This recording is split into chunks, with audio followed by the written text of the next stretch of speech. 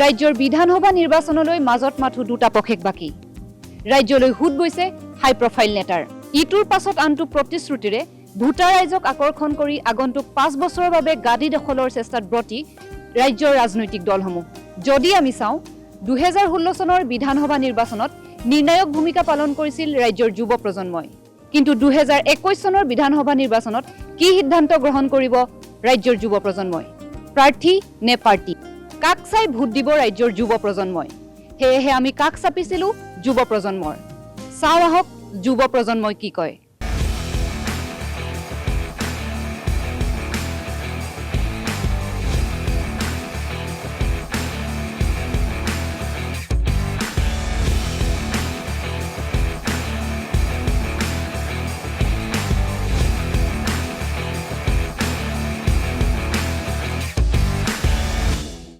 সমাগত বিধানসভা নিৰ্বাচনলৈ মাজতে মাথো কেইটামান দিনহে বাকী ইতিমধ্যে দ্বিতীয় পৰ্যায়ৰ মনোনয়ন দাখিলৰ পৰ্ব সমাপ্ত হৈছে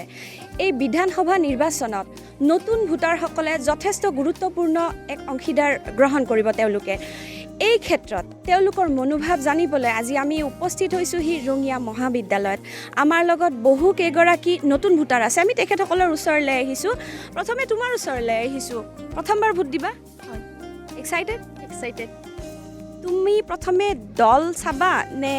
প্ৰাৰ্থীগৰাকীক চাবা ভোট দিয়াৰ ক্ষেত্ৰত মই নিশ্চয় প্ৰাৰ্থীয়ে চাম কাৰণ যদি প্ৰাৰ্থীজন ভাল হয় তেতিয়াহে আমাৰ সমাজখন আগবঢ়াই যাব প্ৰাৰ্থীগৰাকী নিৰ্বাচনৰ ক্ষেত্ৰত কেনেকুৱা ধৰণৰ কথা মনত মানে ৰাখিম বুলি ভাবিছা প্ৰথম কথা তেওঁ যাতে ৰাইজৰ হৈ কাম কৰে বা কোনো দলৰ হৈ কাম নকৰে তেওঁ ৰাইজৰ হৈ এক লগ হৈ যাতে কাম কৰে তাৰোপৰি এখন সুস্থ সবল সমাজ যাতে আমাক দিয়ে যি আমাক পঢ়াৰ ক্ষেত্ৰতো হওক বা নিবনুৱা সমস্যাৰ ক্ষেত্ৰতো হওক সকলো ক্ষেত্ৰতে আমাক আগুৱাই লৈ যায় প্ৰথমবাৰৰ বাবে ভোট দিবা হয় প্ৰথমবাৰ কি ক'বা এই ক্ষেত্ৰত মানে কেনেকুৱা প্ৰাৰ্থী বাছনি কৰিবা নে দল বাছনি কৰিবা নিশ্চয়কৈ পাৰ্টি বাছনি কৰিম কাৰণ মানে এজন পাৰ্টীয়ে দল এটাই নিশ্চয়কৈ মানে যোগ্য এজন পাৰ্টীকে দিব তেওঁলোকৰ দলৰ হৈ বা মানে আমাৰ ৰাজ্যৰ হৈ মাত মাতা তেনেকুৱা এজন পাৰ্টীটোৱে নিশ্চয় দিব গতিকে গোটেইকেইজন পাৰ্টীয়ে ভাল হ'ব মই আশা ৰাখিছোঁ কিন্তু তাৰে মাজত আমি 20 জন চিলেক্ট কৰি কিনে ভোট দিব লাগিব তোমাৰ ওচৰলৈ আহিছোঁ তুমি কি ক'বা এটা ধৰা নিৰ্বাচনত প্ৰথম ভোট দিব ওলাইছা তুমি কি ভাবা এই ক্ষেত্ৰত হয় প্ৰথম ভোট দিব ওলাইছোঁ এক্সাইটেড হয় আমি শুনি আহিছিলোঁ সকলোৱে ভোট দিয়ে আৰু আমাৰো মনত ইচ্ছা আছিল যে আমিও কাৰোবাক নিৰ্বাচিত কৰি প্ৰথম আমাৰ প্ৰব্লেমবোৰ ছল্ভ কৰিব গতিকে যথেষ্টখিনি এক্সাইটেড আমি দেখোঁ যে কি হয় ইলেকশ্যনত জিকাৰ 5 বছৰ যে কাৰ্যকাল পায় আমি সাধাৰণতে দেখিবলৈ পাওঁ যে তেওঁলোকে নেক্সট 5 বছৰ কেনেকৈ আহিব তাতে ব্যস্ত থাকে উন্নয়নত কৰি গতিকে সেই চেঞ্জটো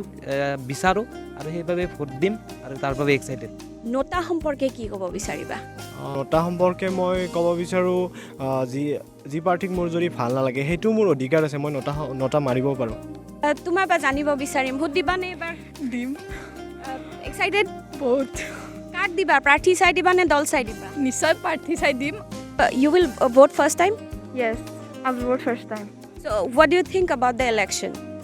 About the election, if you go and speaking of the election, like I have always seen fake promises till yet. Means after generations and generations are passing, but we have not seen a promising candidate. So obviously we'll search for a promising candidate and excited for the vote, so we'll vote him. নিশ্চিতভাৱে এয়া হৈছে ৰঙিয়াৰ নতুন প্ৰজন্ম যিয়ে প্ৰথমবাৰৰ বাবে vote দিব তেখেতসকলে যথেষ্ট গুৰুত্বপূৰ্ণ ভূমিকা গ্ৰহণ কৰিব সমাগত বিধানসভা নিৰ্বাচনৰ ক্ষেত্ৰত প্ৰিয় দৰ্শক যুৱ প্ৰজন্মৰ আশা প্ৰত্যাশা মতামত লৈ আমি পুনৰ আপোনালোকৰ কাষলৈ আহিম তাৰ বাবে চাই থাকিব ইটিভি ভাৰতৰ নতুন অনুষ্ঠান পলিটিক্স এণ্ড কেম্পাছ